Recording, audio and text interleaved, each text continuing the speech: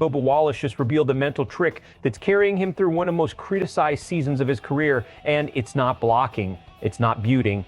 It's one single question he asks himself every time the internet turns on him. And with the playoff cutoff bearing down on him, that question might be the only thing standing between Wallace and total online burnout. Here's what's going on. Bubba Wallace confirmed this week that he essentially checked out of social media for close to the first 4 months of the 2026 season. Not a soft break, a real sustained disappearance from his public accounts. He eventually came back, but only for his personal life. His racing accounts, still off limits. He's staying away from 23X Racing's pages and fan communities where the criticism tends to pile up the fastest.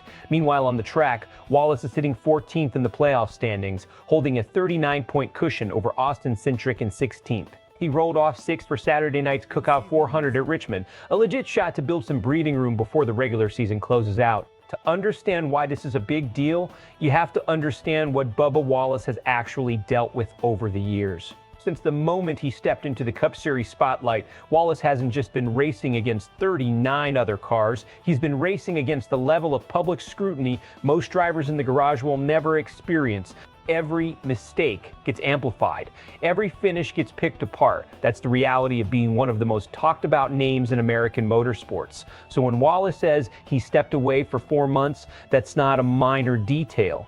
That's a driver at the highest level of his sport deciding the noise had gotten loud enough that removing himself completely was the healthier move, even in the middle of a playoff push. And the timing matters. This is happening as the Cup Series regular season winds down, when every point, every stage finish, and every mental edge counts toward locking in a playoff spot.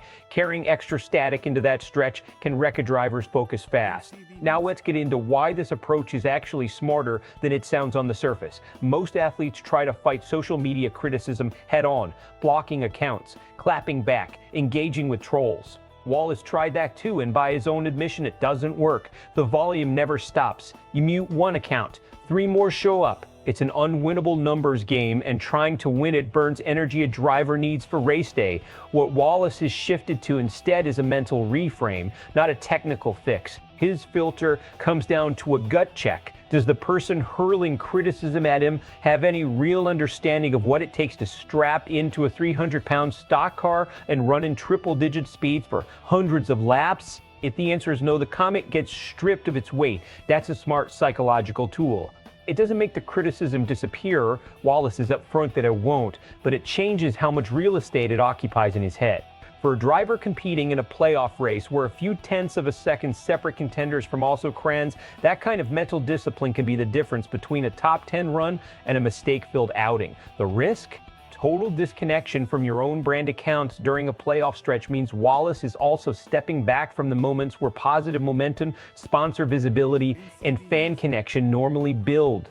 In a sport where image and marketability matter almost as much as results, there's a trade-off here. Wallace is betting that protecting his mental space is worth more right now than staying plugged into the promotional side of the sport. Reaction to this is going to split hard. One side of the fan base is going to respect this. They'll see a driver being honest about mental strain in a sport that rarely talks about it, and they'll point to his results, 6th on the grid at Richmond, a stable playoff position, as proof the approach is working. The other side is going to frame this as Wallace avoiding accountability, arguing that stepping away from criticism means stepping away from a level of scrutiny that comes standard with a Cup Series ride. Expect that debate to spill across NASCAR media all week, especially heading into a night race with playoff stakes attached. Let's game out where this goes. Best case, Wallace carries this mental separation into the playoffs, keeps his head clear, strings together consistent finishes, and turns 2026 into the season where he proves the outside noise never actually controlled his results. And the story becomes redemption, not distraction. Worst case, the disconnect from his own platform starts to look like a bigger pattern. Results dip under playoff pressure, and critics use any slump as proof that he checked out at exactly the wrong time. In that version, the story flips from mental toughness to a driver who wasn't fully locked in when it mattered most. Which way it breaks depends almost entirely on what happens on the track over the next few weeks.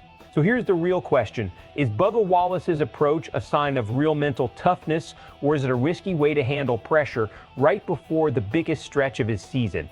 Drop your take in the comments. Has anybody in that comment section actually climbed into a race car, or is this just noise? If you want more no-fluff breakdowns like this one, make sure you're subscribed to Sportswire USA because the playoff picture is about to get a lot more intense.